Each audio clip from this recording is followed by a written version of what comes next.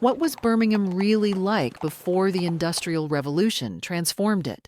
Before the canals, before the factories, before it became the workshop of the world? And what was it like to live in a city where the sound of hammers never stopped, where smoke hung in the air?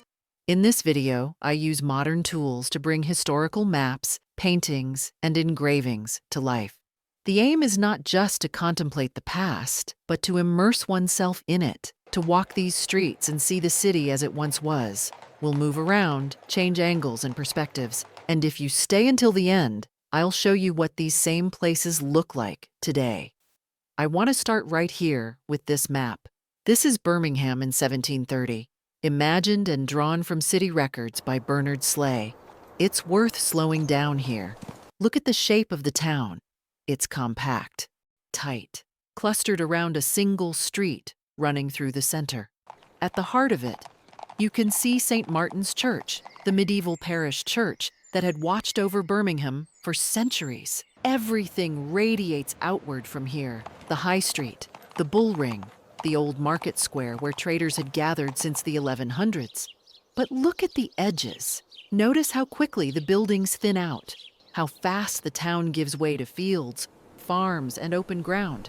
There's the River Rhea running along the south, a windmill standing in what is still countryside, cattle grazing just beyond the last houses. At this point, Birmingham is home to maybe 15,000 people. It's not a city yet. It's a market town, known for its metalworkers, its blade makers, and its freedom from the old guild restrictions that controlled other English towns. That freedom is about to matter more than anyone could imagine. But as Birmingham grew, so did its ambitions, not just for industry, but for elegance.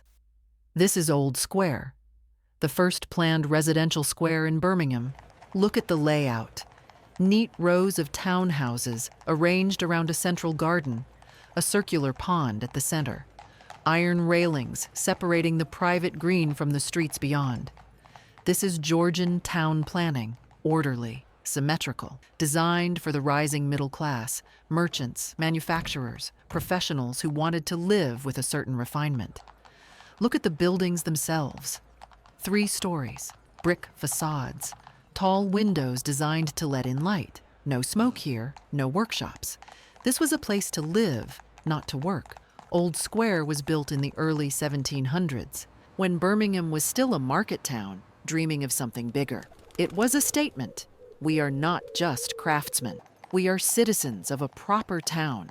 For a while, this was the most fashionable address in Birmingham.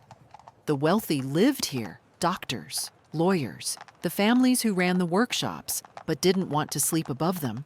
But the square couldn't escape what Birmingham was becoming. By the 1800s, industry had crept closer. The elegant townhouses became offices, then warehouses. The garden disappeared. Old Square was demolished in the 1960s. Nothing remains today but the name and this image of what Birmingham once aspired to be. But even in 1730, something older was still standing. A building that connected Birmingham to a time before industry, before markets, a time when this was just a small medieval village. And remarkably, it's still there today.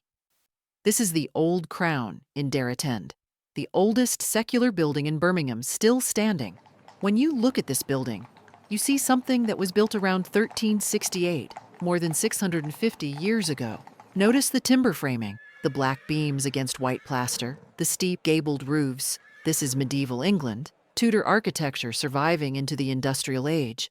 But look at the background. See the smoke rising from the chimneys behind it?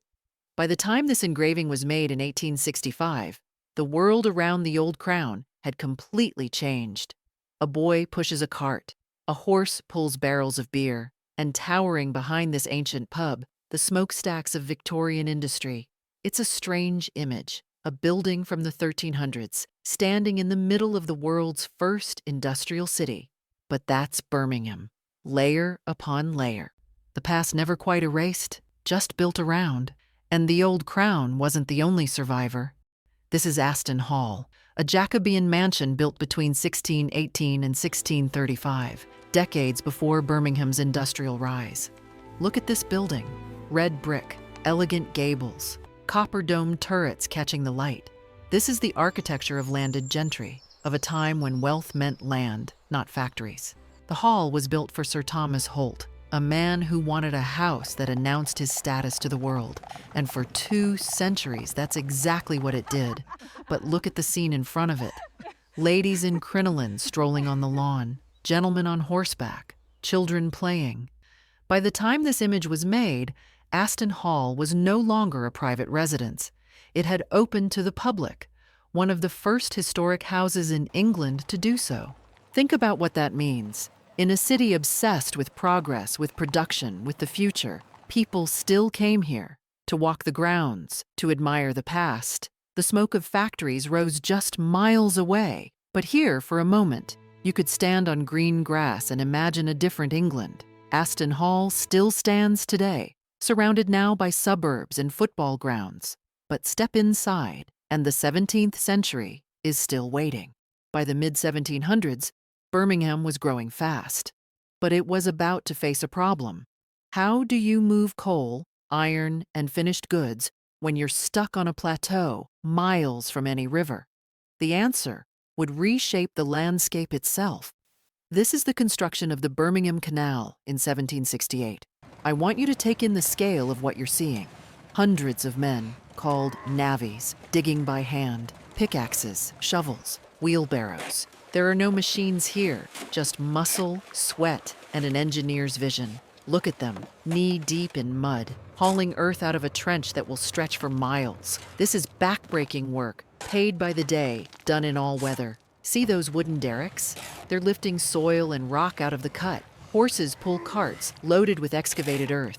Everything moves slowly. Everything depends on human and animal power. Those men in finer clothes, holding surveying instruments, they're the engineers, probably representing James Brindley, the self-taught genius who designed this canal. Brindley couldn't read or write properly, but he could see how water flows, how land rises and falls, how to thread a canal through hills without locks wherever possible. This canal isn't just connecting Birmingham to the outside world. It's connecting Birmingham to the coal and iron of the Black Country, the fuel and raw material that will power everything that comes next. The Birmingham Canal opened in 1772. The price of coal in Birmingham dropped by half overnight. James Brindley died just 9 days before his canal was finished. He never saw what it would make possible. With cheap coal flowing into Birmingham, a new kind of ambition became possible. And one man was ready to build something the world had never seen, the first true factory. This is Mr. Boulton's manufactory at Soho, near Birmingham. When you look at this building, you're looking at something that changed history. Look at the scale, the symmetry, the classical proportions. This wasn't built to look like a workshop. It was built to look like a palace. Matthew Boulton, the son of a Birmingham bucklemaker, designed this as a statement. Manufacturing, he believed, could be organized. It could be beautiful. It could rival anything produced by the craftsmen of Paris or Rome. This building was meant to impress visitors, and there were many. Royalty came here, scientists, foreign dignitaries. They came to see the future being built. The Soho manufactory was demolished in 1863. Nothing remains above ground today. But the ideas born here, organized production, division of labor, precision engineering, spread across the globe. This was where the Industrial Revolution learned to walk. But what was happening inside those walls? This is the interior of the Soho Foundry, the heart of Boulton and Watt's operation.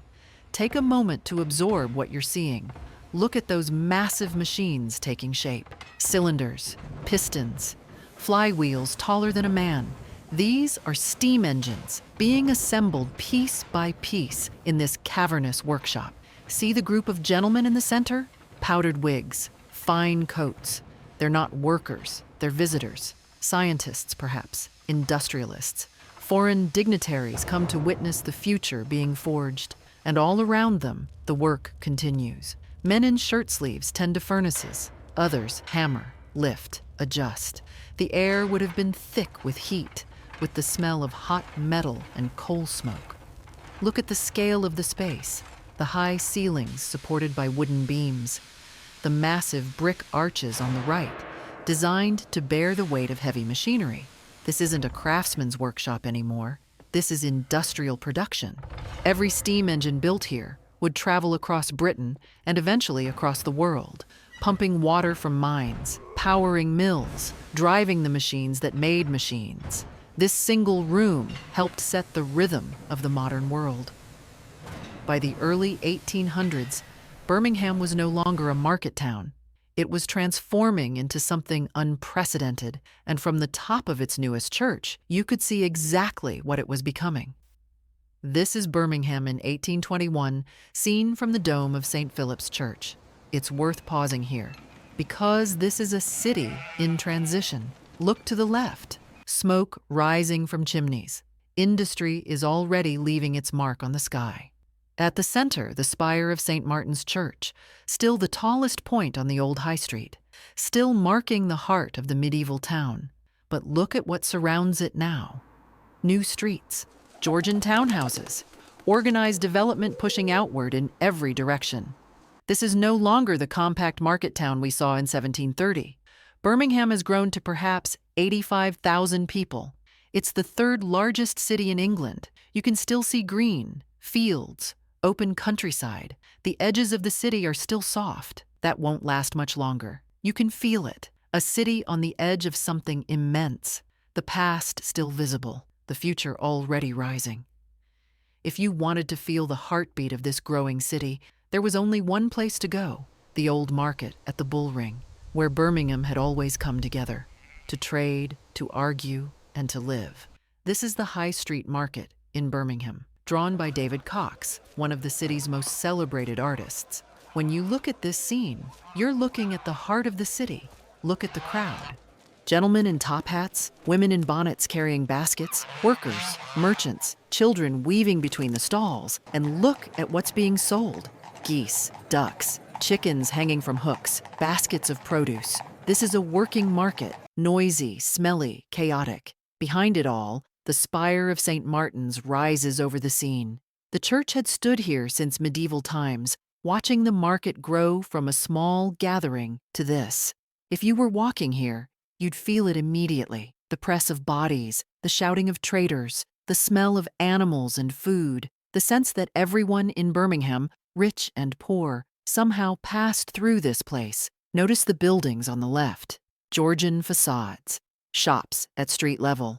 This is urban Birmingham taking shape, commerce and community packed tightly together. The Bull Ring Market would continue in various forms for another 150 years. It's still there today, though you wouldn't recognize it now.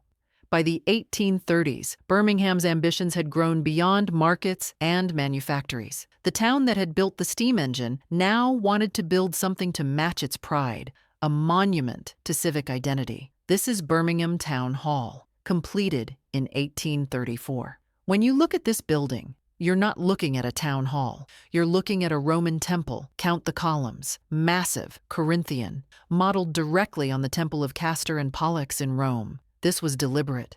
Birmingham's leaders didn't want a modest civic building. They wanted a statement, a declaration that this industrial city belonged in the same breath as the great civilizations of antiquity. But look at the street below. Carriages, horses, workers going about their day, the grandeur above, the ordinary life below. See the arched openings at the base? The building sits on a sloped site, so the architects raised it on this massive podium. It makes the temple seem to float above the city. The town hall was built for music, specifically for the Birmingham Triennial Music Festival, but it was more than a concert hall. It was proof that Birmingham had arrived, that a city built on buttons, guns, and steam engines could also build beauty. And speaking of guns, Birmingham built a lot of them. This is the gun barrel proof house, established by Act of Parliament in 1813. Look at the building. Solid, Georgian, almost institutional. A flag flies above the central arch. Iron railings guard the entrance. This isn't a factory, it's a government facility.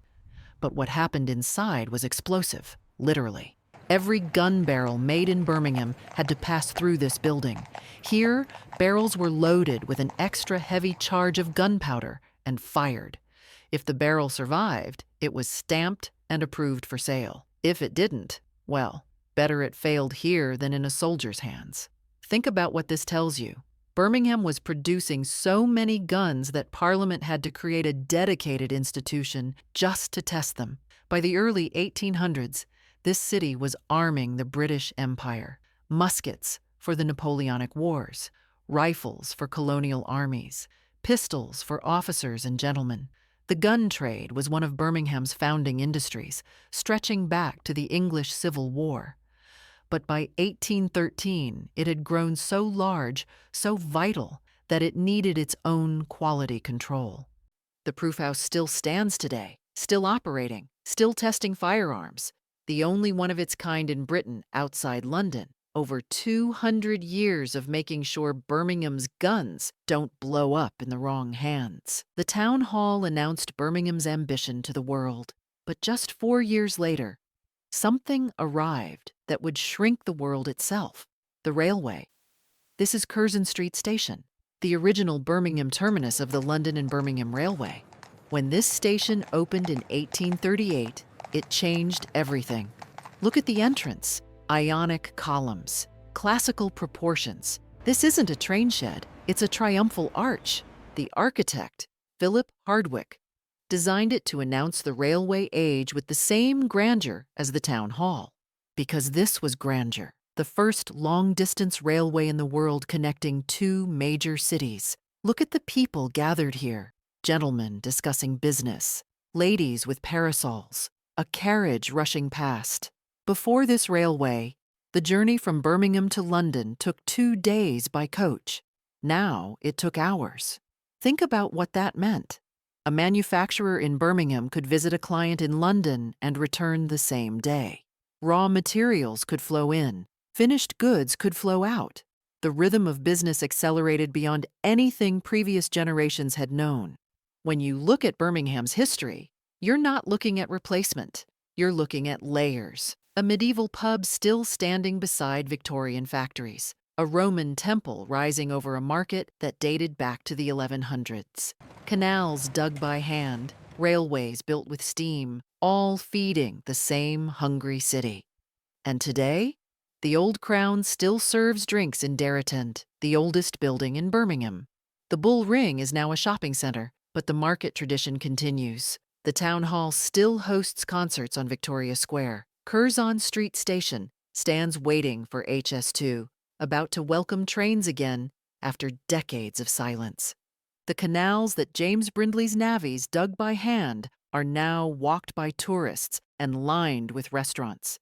Birmingham is a city that never erased its past. It built on top of it, around it, through it. And that's why the past never feels far away here. It's still part of the city's everyday shape. Thanks so much for watching. Let me know in the comments what city or era you'd like to see next. Subscribe.